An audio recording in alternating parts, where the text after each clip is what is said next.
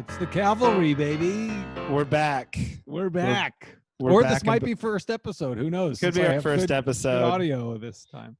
We like to keep people on their toes. You know, we don't want to tell you how many episodes of this fantastic podcast there has been or there will be. Right. Or that if this ever happened at all, you know, this could be a dream. We're not telling you anything. If you're listening to it, this could be live for all you know. Right. We could be dead. Right. This could be we could be long gone, killed off by the plague. That's right. But right now we're alive, I think. So yeah, we're alive. So anyway, this is the Cavalry. You know what it is. It's me and Johnny. We come to each other with backup. We need, sometimes things happen in real life and you need backup because we're getting beat down out there. You know, we lose a few arguments here and there. We go out in the real world. People think we're wrong, and we come to each other to see if we are wrong or not. And hopefully we get back up. So that's what the Cavalry is. And we're pumped. We're ready. We're going. What's up, Johnny? How was your week? And we have a pretty good record too. Of backing so far we're pretty right. You know, we're enabling each other, I guess is the word. unless this is the first episode. Right. Then there is no record. Right. Then we hope to have a good record. Like we said, don't try and think about whether this has happened before. Just enjoy the moment. Live in the moment. This is happening right now, and enjoy this. So how was your week, man? How was my week's good. My week's let's see, not too eventful. Yeah, I got nothing jumping out as far as exciting stories. What do you have for this week? Anything exciting? No, nothing exciting. Just that's a good start. Good yeah, start. This is a great podcast. Well, I guess I have an update for because I don't know if it's not good to update things other past episodes, but we talked on previous episodes. I was taking this landscaping job, and yes. I was working for these crazy characters, pay cash, Toothless Joe, and this hoarder guy. We're working at his house, and the whole thing was I didn't care how we loaded the trailer, and this guy I was working with, Chris, he was obsessed about how we loaded the trailer wrong. I was like, who gives a shit? This guy, he wants us to do it this way. We're not gonna have to unload the trailer. Who cares? Except I got a call to go work on Saturday, and the gig is unloading this dude's trailer. So are you serious? Yeah. So I had to do all the work, and it was horrible. It was loaded horribly. It took me forever. By me, and I paid the consequences for. So that I don't know if there's a lesson in there or not. That's karma. That's karma. Is that karma? I think. Is that what that is? God damn it! If I understand the word correctly. That was yeah. I ate my own, hoisted by my own petard. Is that it? I don't know what that word means, but it's a funny sounding word. Yeah, something like that. But so I had to pay that back. But and then other than that, you know, it's just one day rolling into the other. It's I had a quick thought, like, you know, like high school, because you have 3 kids, but they're all young. Mm-hmm. But like high school kids can't go to prom, you know, this year. Mm-hmm. It's like all the kids in my neighborhood, I was noticing that they're having like graduations just by car. So I've seen like parades of cars going by and they're honking. And I was like, that's pretty sad they can't go to prom. But where would you stand on them going to prom like the next year? Like with how, you know, aren't they seniors? Right. But then, you know, every every terrible. Once in a while, but bunch of college kids coming home to have sex. Yeah. But then, well, not to have Johnny, good God, just to dance. But there would be. So they're nerds. Okay. When you went to prom, right? I don't know, maybe you didn't go. But when you went to prom, I didn't have sex. I'll tell you that. Me neither. We need backup there. But when you went, there would be older kids. Invariably, there were a few, right? There were some people who were dating like somebody 1 year older, and they'd bring their boyfriend or girlfriend to prom, and they were always like the loser who would go to prom, and they were too old. Like that happened at your didn't that happen at yours? Seniors would bring their college freshmen. Right. So if you were a junior and you were dating a senior, and then the next year you were still dating, you would bring. That's funny. I don't know that ever happened with anyone really? I knew. But you know what's funny is when I was a freshman in high school, I dated a senior, And so I was a freshman Whoa. going to all these things. And I thought I was hot shit, but my wife just says, boy, she must have been a huge nerd. Apparently that is what it was. But Yeah. I never had, no, yeah. You know what? The only time I know that happening was when because I did that. I think I was, I don't know, a junior. And there, maybe it was homecoming, not prom, but whatever you have when Yeah. you're a junior. And I brought my college girlfriend. But I don't know. I was kind of living in my own bubble, so I didn't know if it was weird. I didn't even think about that. Yeah. Yeah. So that's what I was thinking. It was like, it wouldn't be weird if they all, you know what I mean, if they just all came back. They'd have to have their own. They'd lose the Right? label. It wouldn't be like, all right, guys. Oh, and just so you know, this senior class, last year's senior class will be, Right. there will be, just as many old people as young people. That'd be I think it'd be cool because it's like, it'd be like, like when The Bachelor gets boring or something, and then they bring in a bunch of the old contestants to spice things up. That's what it would be like. It's like, prom, and you'd wait till halfway through, it's prom, it's all right, whatever. And then you bring on all these hot freshmen from college kids, and they're all half drunk and stuff, All these it'd be college kind of teens. interesting. Yeah. Yeah. When I went to prom, a girl asked me to prom, but she like locked me down way early, like months out, because I think she was worried. She didn't want to deal with like someone to ask me, whatever. Yeah. And she knew I liked her. She asked me way ahead of time, asked me to prom. So then I thought, oh, she digs me or whatever. So I thought we would like start dating, but she wasn't not interested in dating. She just was like, he's a nice guy, he'll say yes. And so then this girl, she's very nice, and we were friends, and I went, and it was a nice time, but there was no romantic interest at all. Man. And I was like, man, I really sort of wasted an opportunity here. But she had me locked in early. So wow, what an organized girl. Yeah. So any girls out there who are worried about it, just do that. Yeah. Okay. So I do have a question before we get into the topics. Have you been sleeping away from your phone? Because I have been since we talked. Okay, so yeah, again, if this is our first episode, before we've spoken about Johnny got in trouble for leaving his phone too close to his bed, and all the waves are screwing with his brain. And so by his wife thinks it should be off or far away. So that's about as scientific as we got the first time too. I got the waves down. Right. So I have a few times left it in the closet, and then I think last night I put it on airplane mode. That was the new.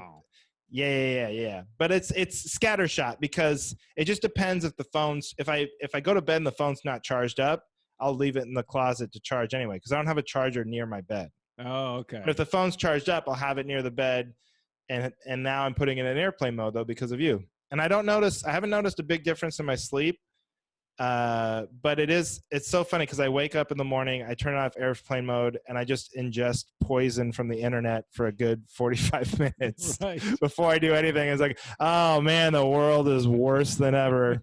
Time to start my day. It's like, maybe it would be better to just keep the phone farther away. How about you? Yeah, I think one night I left it there because I went to bed way after she did, and I knew I wouldn't get in trouble for it. But I mean, I'm still getting, cancer in the head, but my wife wouldn't be mad at me. Karma. Yeah. But I have been, like the iPad, even, because we have like a stand next to the bed. So we like watch stuff on the iPad, like next to the bed, and it's great. But we'll take the iPad off and the phones and put them on the dresser. So we have actually been doing that. This is probably the longest stretch that I've actually continuously been doing it. Do you feel healthier? Nothing. No, not at all. I'm just irritated in the morning when I have to go get it. Right. Instead of just reaching over. Yeah. Well, maybe you'll live longer to be irritated more. Right. All right. Do you want to go first? I can go first. I have one. So I said, been walk. Obviously, that's the only entertainment is walks. We walk our dog. We have a little dog named Trudy, about 10 pounds. She's like a poodle Maltese, and she gets a little like on the leash. She gets a little aggressive, like she has that little man complex where she'll lunge, she'll bark, she'll like, we got to hold her back, you know. But if she was off the leash, she's the most pathetic, shy. She'd just be hiding underneath us all the time. On the leash, she's a little aggressive. So we'll walk in our neighborhood, and she'll bark at like a bigger dog, and then they'll either get one of two reactions, both of which I do not like and want this fixed. I don't want people to react these ways. The first one is they're very annoyed, and I have no time for that. They're like, oh, you know, or like, oh, like that, or like any sort of, it's like, it's a tiny dog. Even if she's on a leash, it's not going to hurt you. We're 6 feet apart anyway. So what's the difference? And also, even if she got off the leash, what is she going to do? You know, she's nothing. She's not going to hurt you. She's going to run up. So they give me this attitude because she's not like well trained. It's like, you don't have to train a 9.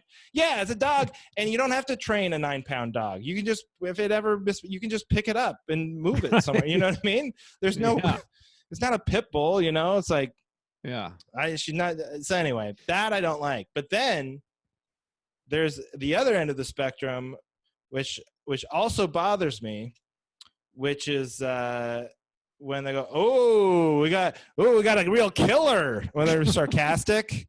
Like, I don't like that sounds either. Hilarious to me, Andrew. I don't know. I don't like that either, because they're downplaying. Because she can't hurt you, but like, come on, you don't have to like humiliate her. Do you live next to Dane Cook or something? Yeah, the funniest. I live in a real funny neighborhood. Everybody's hysterical. No, but yeah, they give you that. Like, it's careful, look out. We got, you know. Yeah. But I don't like that either. I like a respectful in the middle, you know, just like, oh, hi, like, just ignore the behavior. Right. It's not a problem. You don't have to make fun of her for being too small to hurt you, and you don't have to pretend like you're actually scared either. Just there's somewhere in between is where I demand people to meet me at when I walk my dog. That's fair. A disrespectful dog. You think that's fair? Totally. It's first of all, yes, it's a dog, you know. But also, it puts you, like, when they do the joke thing, it's like that puts you in a situation where you're like, oh, now I got to come up with how to respond and not make you feel an idiot. Like, why? This isn't on me. You've got a yes and your stupid neighbor. Like, yeah, she's murdered people before. Look out. She ripped out the throat of my cousin.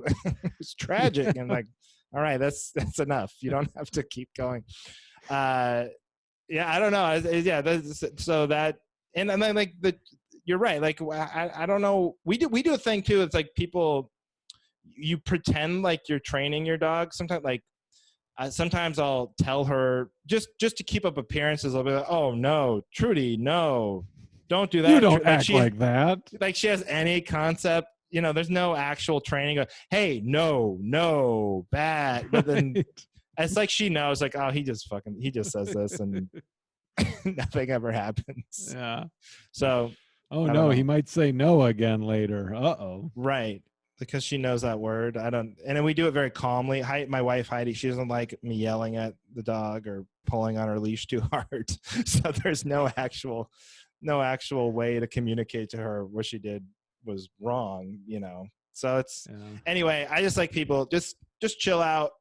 If you're going to, she's going to pull and like bark and stuff, but she's not going to hurt you. And also don't demoralize her with your fake concern. Right. If they do, like, if they're like, whoa, if they like act like they're scared, then I think how you can retaliate is just by going ballistic on your dog and making them feel terrible. Just like turn and start screaming at it. You when we get home, and then turn to the people and be like, I am so sorry. The choke chain is in my wife's car. Otherwise, trust me. Just like you put a finger across your throat. I just did lose it, and then they get sad for what they've done. Right. That's the move. That's the move. Okay, I got it. Yeah. So I guess that's it. But it sounds like you're backing me up, which is good. Of course. Yeah, because I've been in similar situations, except it's with my kids in church instead of a dog on a walk. It's the same. Like, come on, the kid's 5. What do you expect? Of course. What am I going to train him? Yeah. I'm going to tell him no. They don't understand. Yeah. Why would I train him? He's so small. I can pick him up. Come on. Exactly. So I'm behind you. I fully support that. Good. All right, what's up? Did you have anything All you right. need backup this week? So my main one is, and I'm not to get all cliche husband wifey, but it's about how I consume candy, and it's not husband. It's like, The okay, classic, let me ask you this. husband and wife quarrel: how I consume candy. Let me ask you this: when you eat, let's say, a bag of M&Ms, Sure. not the sharing size, not that that's much bigger. How many? Like, how do you do it? Do you eat them one at a time, or is it literally one serving and it goes in your mouth all at once?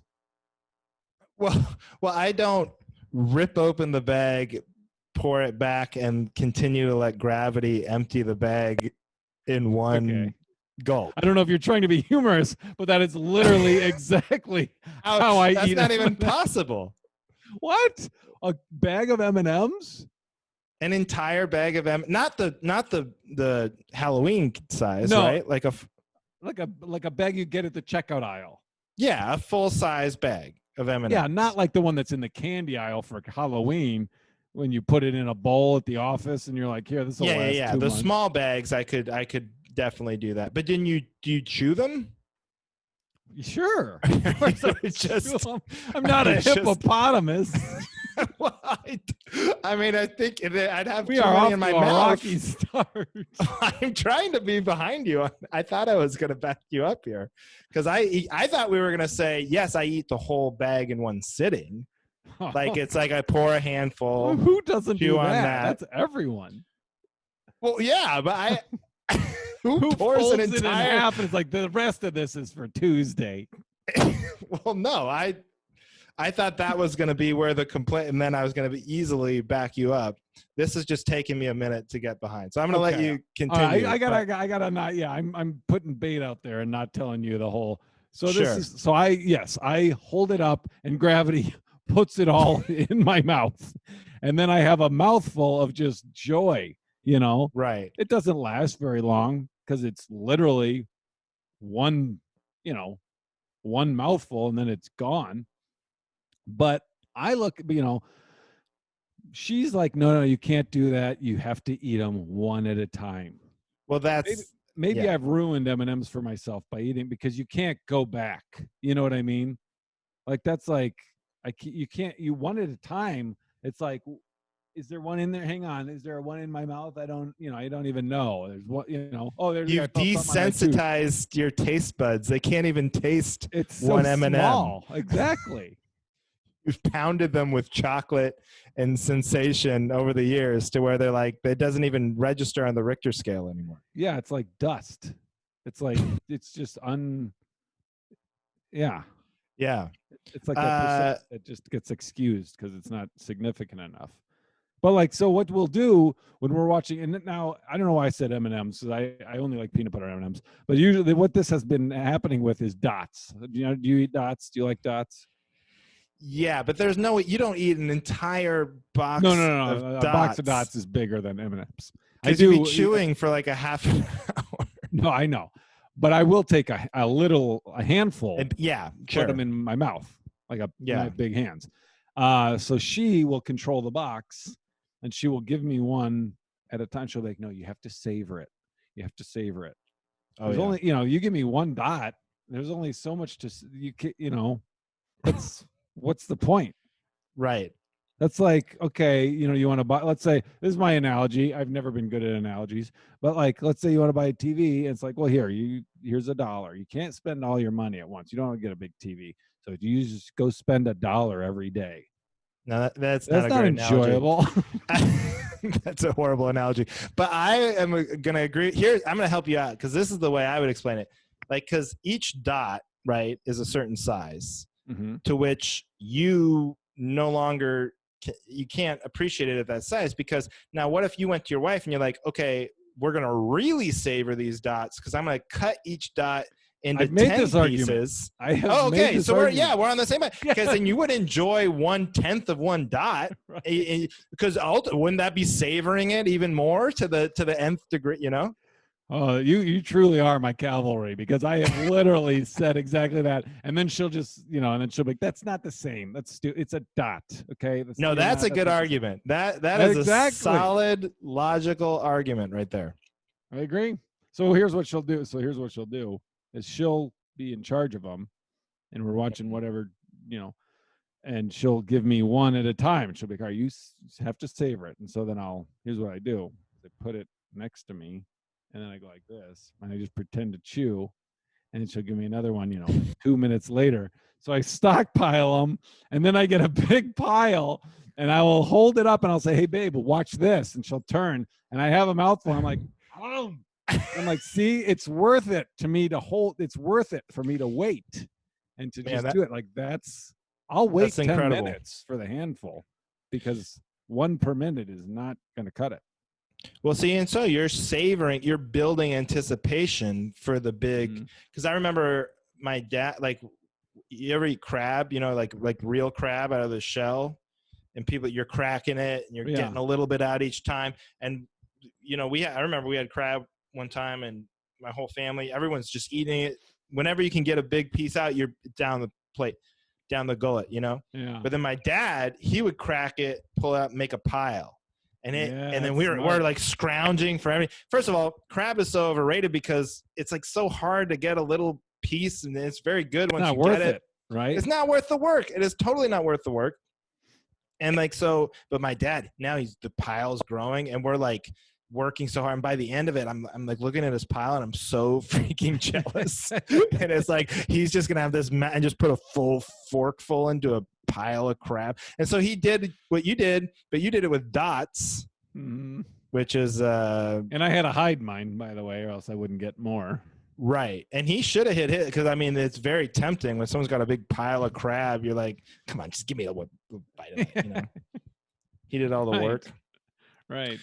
But no, I'm with you, but there's an obvious compromise here. What's that? We each get our own. You just box? have like a few dots.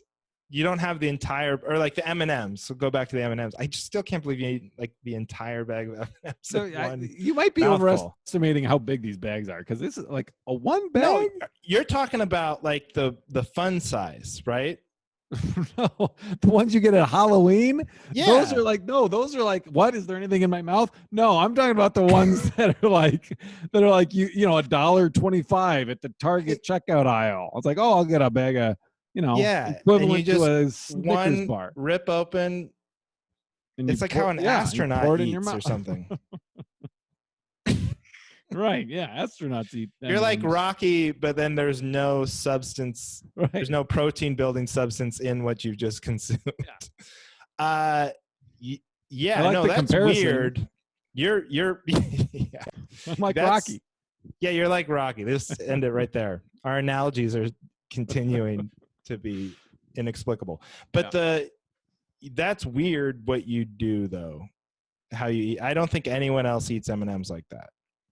Really? Yeah, I think you're on an island there. I'm going to back you up and say, yeah, don't eat one M&M at a time. That's also insane. You guys are like so far at the opposite ends of the spectrum. No. So I'm going to say, yes, go ahead and eat a handful of M&M. Maybe even break the bag into two. How many would you say you eat? I would go like, I'm just envisioning, like rip, I pour. It'd probably be like 10 to 12 in a handful. Okay. So you probably get 3. I'm probably getting 3 to 4 handfuls out of a bag. Yeah. Okay. Maybe you could do that. We'll see. We'll see. We'll see. Yeah. But I mean, what if you had like, because like sometimes you go to like some fun office and somebody's got a big jar of M&Ms on their desk, like a huge jar. I mean, what are you grabbing out of there? That's the word. I mean, that's the word. That's like, I'll grab a handful, and it's like I just can't walk too far away because I come right back. Okay. All right. Well, I have good control. I have self-control if I don't eat any at all. Like my wife's like, don't eat any. Like if I don't put any in my mouth, I'm good. But if I have anything, if I taste it, it's like, oh, I gotta finish it. Yeah, I feel like we have this. My wife and I have the same conversation because I eat really fast. I don't eat M&Ms like that, but I eat like any You didn't food. have to make that face. But, It's still so weird to me. But I eat any food like really fast. Just like I think it's because I had brothers, and then you're always worried about not getting the last piece of pizza or whatever. So you're like, everyone's going to get 4 pieces or 3 pieces or whatever. So you better eat your 2 quick so you can get back in, or else someone's going to eat 4. So I think that's where it comes from. But I always eat fast. And my wife says the same thing. She's always like, savor it, but also like listen to your body. And her big thing this week, she was like, this is what she said. It was so patronizing, but it hurt me a little bit. She's like, just try putting your fork down at some point in the meal.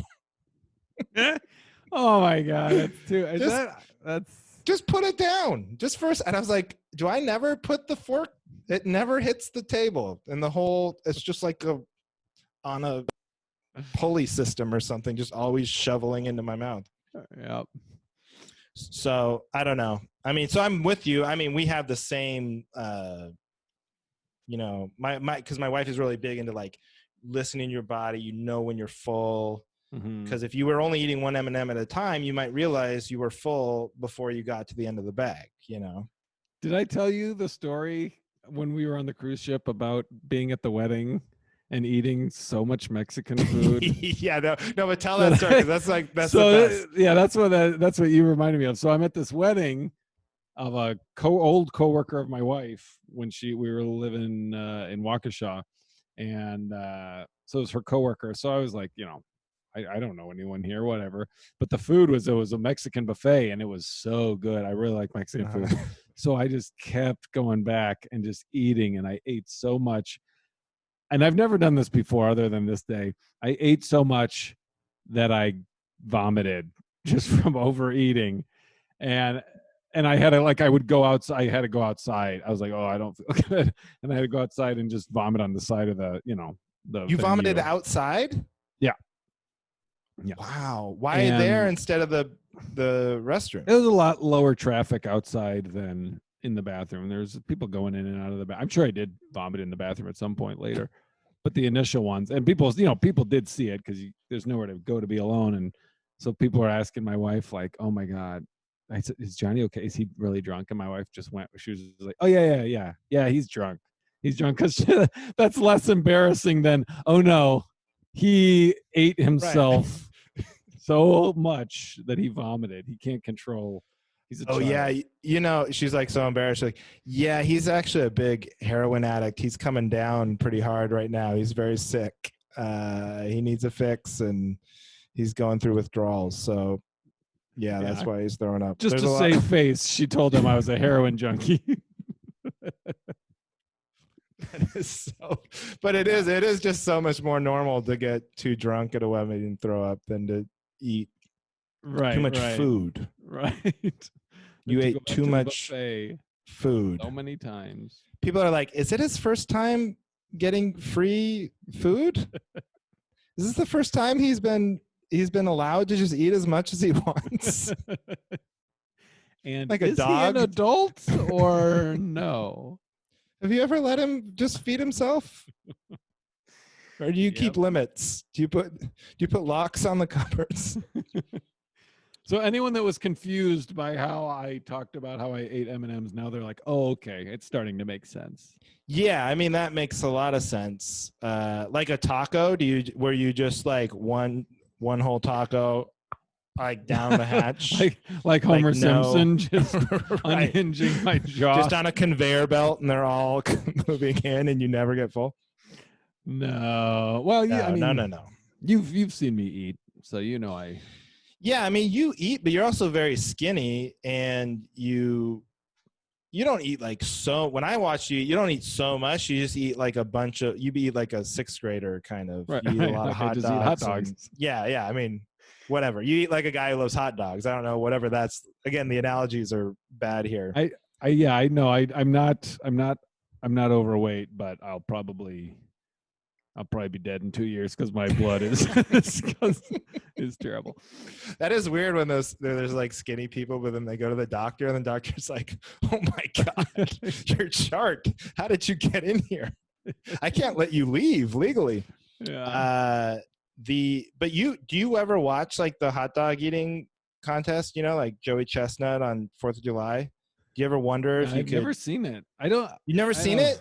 I mean, I've seen like clips. I've never sat down and watched. Hey, everyone, quiet! It's on.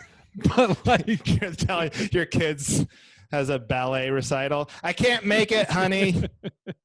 Joey Chestnut's going for the record. We talked about this. You even watch, I mean, that's like, don't they soak it and then just swallow? No, they a whole soak hot the dog? bun. So they have like, there's like a, I don't know. I think it was Kobayashi, the Japanese guy, but they have a method where they eat the hot dogs like 2 at a time. So like chomp, chomp, chomp. And then the buns they have to eat technically, but then rather than eat them like you would eat a hot dog. So they eat them separate, but they soak them. But they soak the buns. They just soak the buns in water because they're easier to smush down, I think. So you might want to try that. You could probably get more hot dogs down. It might be delicious. Oh, that's what I'm going to do it the next time we have like hot dogs. I'm just going to put a bucket of water next to my plate. I'm ready. Well, that's pretty good. Okay, well, I've got one more for you where I need some backup. And this is again, not to be stereotypical, but mine's also a husband and wife one. We are, first of all, let me preface this by saying I love my wife and we have a great marriage. It's really good. And I'm not even saying that like as a joke to like ease whatever's coming next, because this is just it. I have to say that for this to make sense, because it really is really good. And she gets mad at me when I don't play up how good it is to other people or on podcasts or in my act or something. So her thing is she likes celebrity culture. She likes paying attention to like celebrities on, on interviews and stuff. And she'll always say like, oh, I can tell when a marriage is in trouble because so-and-so's not saying anything about their wife that's nice. Or they're like, she'll always say like, it's bad when they just talk about how good she is with the kids or something. If the husband, oh, she's great with the kids, and oh yeah, we're great friends or something. But she's like, that's not enough, and she can tell that there's going to be problems. And she thinks other people think we have problems because I'm too modest about how good your relationship is. Because you would ask me like, oh, how's your wife? I was like, oh yeah, we're great. It's fine. Yeah, things are going good. I don't like wax on. But that's kind of how I am about everything. I kind of downplay everything. And what I tried to tell her today, it's like a comedian, we're both comics. So like a comedian who just tells you how much they kill all the time. And every time they have a show, like, oh, I crushed. It's going so good. We would roll our eyes and go, that guy probably sucks, Yeah. But someone who's like humble, more like, then you go, oh, they're actually probably really good. Yeah. So she wants me to be more, like if you ask me how my marriage is, I got to say it's great. We're so in love, and it's every day is another, paradise or whatever. Right. And it's just not in my nature to like, boast about kind of stuff. I get that. So is her concern more about like day-to-day talking to people? You don't talk it up, or like in your act? Both. But probably more so in my act. But although in my act, I'm pretty like, I think she's okay with my act because that's been carefully vetted. Each joke has been properly structured to make sure the truth of our marriage is out there for the world to see. But a big concern is like podcasts or just talking to people or talking to groups of people or whatever. Well, I guess I'm confused. I guess like I'd be confused because like, first of all, who likes to hear how well someone else's relationship is? I know. That's my point. That is exactly my point, is you're just going to make people sick. Yeah, like on podcasts, it's like, oh well, lucky you, you know. Oh, great. Yeah, it's like, okay, great, you have it all figured out. And on stage, I mean, that's just not. I mean, I think Jim It's Florentine has a bit about how like you talk about how great your relationship is. That's not funny at all. right. It's There's not just a lot like, of great what's the fodder punchline? there. Yeah. Yeah. So, and then obviously both of us, we're not going to talk about like how we hate our wives for the stand up of it, you know, Right. just for the jokes of it. But you just try to find whatever the honest truth is and make that funny. But I just don't, I don't think we need, and I also have a theory that the more someone talks about how great things are, you're just asking for shit to go wrong. Yeah, yeah. You're Yeah, yeah, jinxing yeah. yourself, you know? You don't want to put Well, it you're out either there. Oh, jinxing yourself or or you make it sound like you're overcompensating for something. overcompensating, or you're going to tempt somebody to go, oh yeah, things are so great, and then they're going to try and ruin your marriage somehow. They're like, oh, you think you got it all figured out, and then some handsome devil will come in and try and steal her away or something, just to see if they could do it. I'm not trying to challenge any handsome people out there. Just stay away from. We're doing just fine. We're not bragging about it. You could probably steal my wife if you wanted to, but don't try it. I'm not saying you couldn't. Just she'd go with you, but don't. Yeah, exactly. Yeah, of course. I totally support you. Yeah. Okay, good. So we are in agreement that your wife's a lunatic. Okay, next. No, I was hoping. I'm kidding. No. All right. She won't listen to these, right? Okay. No, not a chance. You didn't even tell her you're doing a podcast. Right. She thinks I'm talking to a therapist right now. Oh. Okay. Which is what this kind of sounds like, honestly. But yeah, we're just each other's unqualified therapists. Exactly. Do you have one more? I do. So this may be a quick one. So this is so if you're not familiar, to the listeners, I have I've done 4. I don't want to say I have a regular thing, but I've done 4 videos, and it's with my kids just doing the news. It's called Beaner Nightly News, and I've gotten more positive feedback on that than anything I have ever created that I am in myself. I am not. They're so good though. In any of these. Oh, it's cheating because it's kids. My kids are cute and it's hilarious. But before you go any further, the editing on them are good, and the way you did the one, because we've both been stuck watching MSNBC forever on these dumb cruise ships, and they do run little promos because they can't air the real commercials. And the way you did "This is who we are" or whatever. This is why you watch. So great. This is why we watch. Yeah, that was so good. But anyway, go ahead. So that's the one. So I have one, and it's like a clip show. It's a spoof of the MSNBC's commercials for themselves. And it's my daughter, and she's like, it's supposed to be a clip of a news show, and she's talking about like, oh my gosh, we have breaking news. Someone left a skid mark in the toilet. I'm pretty sure it was my dad. Wait a minute, I'm getting this. And then it's like, oh my gosh, it was Uncle Luke. Uncle Luke left a skid mark in the toilet. And it's hilarious, blah, blah, blah. So here's where I need backup. So certain, we'll call them sisters, have said, I don't know that you should have said Luke in the video, because I mean I post him everywhere, and he's my brother, and they wouldn't have said that if my brother Luke didn't have very specific strong bowel movements and more stories of clogging toilets than any of us. So they're like, that was a little too close. Yeah, but I'm like, look, come on, they don't. I mean, well, first of all, this Uncle Luke must have a serious reputation, considering you're calling him out as the guy who ate so much Mexican food. We're puking at a wedding. So I am inclined to believe that this is serious. But then, yeah, man, I mean, how old do you have to be to where you can just get made fun of because you continue to blow up toilets? Right. You know, you can't be sensitive about it at a certain point. You just have to own it. Go, that's exactly. I'm the destroyer of toilets, Uncle Luke. Yeah. Here, So I know I'm with you. I think that I've Yeah, and like, what are you gonna do? Change the name? Go Uncle Larry? Yeah. Oh, to protect the innocent, like what? People would still put it together. They know which uncle Right. is the worst offender. It's not like you're gonna leave in a little breadcrumbs for people to figure it out. Yeah, people are. If we did that, people are just going to start calling Luke Uncle Larry in quotes. Yeah. Ooh, exactly. I wonder who Uncle Larry is. If we'll ever get to the bottom of it. Right.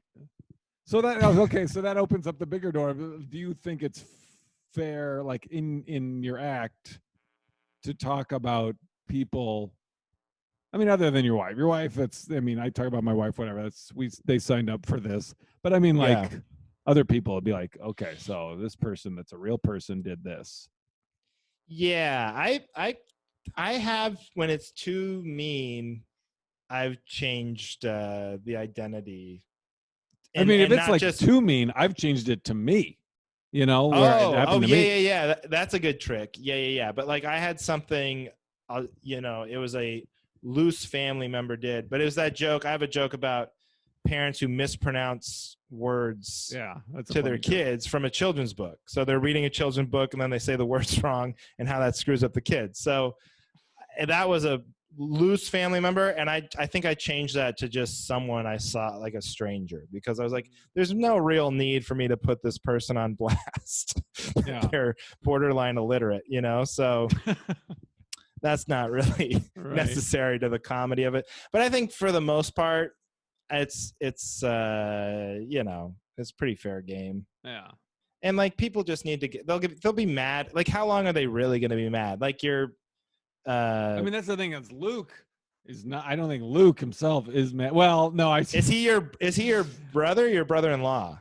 No, that's my brother. What did I do with my phone? He's your brother. So okay, I posted. If he's your actual brother, then no, there's no. If he was your brother-in-law, totally it'd be a little iffier, but. So so I posted it, and then I'm trying to find the text that he wrote.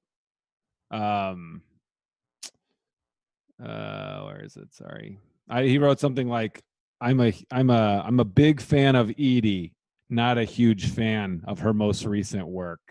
That was the text that I got a couple hours after I posted it. Yeah. Well, what I would say, look, you can attack my daughter, but do not attack my comedy. Thank you. Okay. You can say whatever you want about her performance and what she did wrong, but do not attack the writing, because that was pristine. Yes. And the episode before that one, in the closing credits, that was the one, or one of the ones where Duncan danced. I said in the credits, Duncan's dance inspiration or dance coach was Uncle Ben. And I got a text from Uncle Ben after the last episode that says, I'm so glad I got mentioned in the other episode instead of this one. So you would rather be known as a bad dancer than a guy who blows up? No, he's a great dancer. What do you mean? He's a great dancer. Oh, I'm sorry. Yeah, he's his dance inspiration. Yeah. No, I think it's fair game. And, if you want to change your rep, it starts with you. You know what I mean? It's all about your diet. Change your diet up. Right. Start eating your M&Ms the whole bag at a time and just really clean things out. If you walk by a wedding that has an open Mexican buffet, just really puke it all out before you destroy the toilet. Oh God, how did we devolve into this? But no, I think fair game. I'm behind you 100%. Sweet. All right. That's all I needed. That's what the Cavalry's for. There we go. I think we were 4 for 4. I think we were 3.5 for 4. Yeah. I was a little wishy-washy on your M&M eating technique. I still got what I needed out of it. I still feel I was supported. We'll call it 4 for 4 then. Okay. Well then, I think that's it. I think we covered the most important topics of the week. So thank you everyone for watching and listening, and we'll see you. Do you have anything you want to plug? That's what they do at the end of podcasts. They plug stuff. Yeah, let's plug our upcoming dates. Let's see here. Yeah, look out for the Beaner Nightly News. Yeah, Beaner Nightly News. Keep them coming. I want to see more. At Johnny Comic on Twitter. There you go. you go. All right, man. We'll see you next time. See you next time on The Cavalry. Whoa, so professional.